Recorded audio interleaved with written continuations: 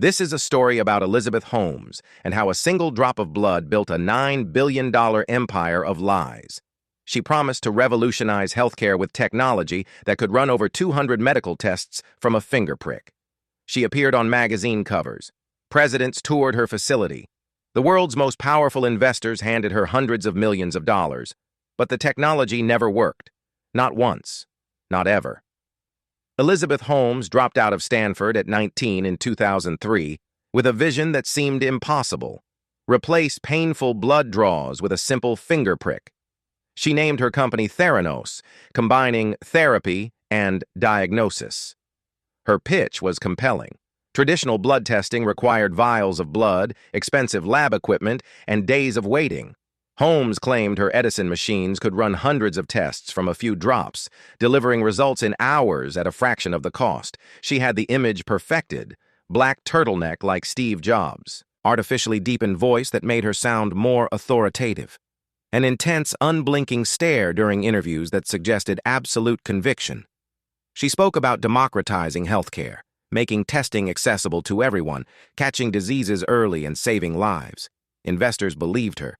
Venture capitalists who normally demanded to see working technology made an exception for the young Stanford dropout who seemed destined to change the world. But here's what nobody knew. The Edison machines didn't work. From the very beginning, the core technology was fundamentally flawed. The devices couldn't reliably perform even basic tests. When engineers raised concerns, they were ignored or fired. Holmes and her partner, Ramesh Sunny Balwani, cultivated a culture of absolute secrecy. Employees worked in separated teams, forbidden from communicating about their projects. Non-disclosure agreements were weaponized. Anyone who questioned the technology was threatened with lawsuits. By 2013, Theranos had raised over $700 million from investors, including Rupert Murdoch, the Walton family, Betsy DeVos, and former Secretary of State George Shultz. The company's board read like a who's who of American power: Henry Kissinger, James Mattis, William Perry. But none of them had medical or scientific expertise. None of them had seen the technology actually work. Holmes had built her board for credibility and connections, not oversight. The company's valuation hit $9 billion. Holmes owned half, making her the youngest self-made female billionaire in America. Forbes put her on the cover. Fortune named her one of the world's most powerful women. President Obama appointed her a presidential ambassador for global entrepreneurship. She was Silicon Valley's golden child, proof that disruptive innovation could transform even the most regulated industries. Here's what nobody's talking about. While Holmes appeared on magazine covers, Theranos was secretly running patient tests on standard commercial machines made by Siemens. The Edison devices, when they were used at all, produced wildly inaccurate results. Theranos diluted blood samples to make them work in the machines, invalidating the results. Quality control staff watched error rates climb to over 50% for some tests. In 2014, Theranos launched in Walgreens pharmacies across Arizona and California. Real patients with real medical conditions received test results from technology that fundamentally didn't work. Tyler Shultz, grandson of board member George Shultz, worked as a Theranos lab technician. He watched patient samples being tested and retested until they produced results that seemed acceptable. He saw proficiency testing samples, which labs use to verify accuracy, run dozens of times while patient samples were run once. When Tyler raised concerns internally, he was threatened. When he persisted, lawyers came after him. His own grandfather, loyal to Holmes, stopped speaking to him. Erika Cheung, another lab worker, documented quality control failures and reported them to regulators. She was 23 years old, going up against a $9 billion company with powerful lawyers. Other employees tried to speak up and were silenced with threats of financial ruin. Holmes cultivated personal relationships with board members and investors, making criticism of her feel like personal betrayal. Sunny Balwani, her romantic partner and company president, created a climate of fear in the workplace. Employees were surveilled, their communications monitored, their loyalty constantly tested. But then something changed. In April 2015, investigative journalist John Carreyrou at the Wall Street Journal received a tip from a medical expert who had concerns about Theranos. Carreyrou started investigating. He spoke to former employees. He analyzed published data. He requested interviews with Holmes and demonstrations of the technology. Theranos responded with lawyers, powerful lawyers with threatening letters. The company tried to intimidate his sources. They pressured the Wall Street Journal to kill the story. Rupert Murdoch, who owned the journal and was a major Theranos investor, refused to interfere.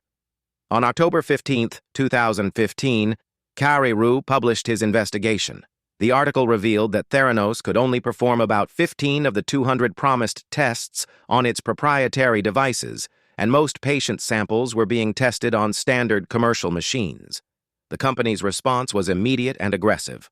Holmes appeared on CNBC on Mad Money with Jim Cramer, maintaining that the technology worked and the reporting was wrong. She blamed disgruntled former employees and competitors trying to undermine innovation. But the article triggered federal investigations. The Centers for Medicare and Medicaid Services inspected the Theranos lab.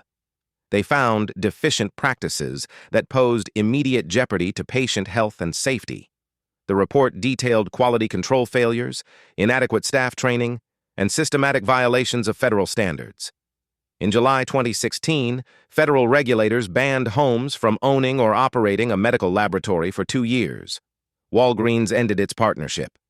Theranos voided 2 years of test results, approximately 40,000 patient reports. The Securities and Exchange Commission investigated. Federal prosecutors in San Francisco opened a criminal inquiry. Former patients filed lawsuits claiming they received false diagnoses. One woman was told she had miscarried when she was actually pregnant and healthy. Another received HIV-positive results that were completely wrong. People made medical decisions, started or stopped treatments, experienced trauma based on tests that should never have been administered. In March 2018, the SEC charged Holmes and Balwani with massive fraud. Holmes agreed to pay a $500,000 fine, return her shares, and accept a 10-year ban from serving as a director or officer of a public company. Theranos dissolved in September 2018. The company that was once valued at $9 billion shut down, owing millions to creditors. In June 2018, federal prosecutors indicted Holmes and Balwani on wire fraud charges. The indictment alleged they engaged in a scheme to defraud investors, doctors, and patients. The trial was delayed repeatedly. Holmes had 2 children during the delays. When the trial finally began in September 2021, she testified that Balwani had been abusive, controlling, and manipulated her. Prosecutors presented evidence of deliberate deception, fake demonstrations for investors, altered reports, lies about contracts with pharmaceutical companies and the Department of Defense. On January 3, 2022, a jury convicted Elizabeth Holmes on 4 counts of wire fraud against investors. She was acquitted on charges related to defrauding patients. In November 2022, Judge Edward Davila sentenced her to 11 years and 3 months in federal prison. She reported to prison in May 2023. Ramesh Balwani was convicted separately and sentenced to 13 years. The Theranos fraud revealed fundamental problems in Silicon Valley culture. The fake-it-till-you-make-it mentality crossed ethical and legal lines. Powerful investors made decisions based on charisma rather than evidence. Board members provided credibility without providing oversight. Media celebrated disruption without demanding proof. And patients, the people Holmes claimed to want to help, became unknowing subjects in an experiment with technology that never had a chance of working. What does this say about our willingness to believe revolutionary promises when they come packaged in the right image, delivered with enough confidence, and backed by enough powerful people? How many other companies are operating on belief rather than results? And who's really protecting the public?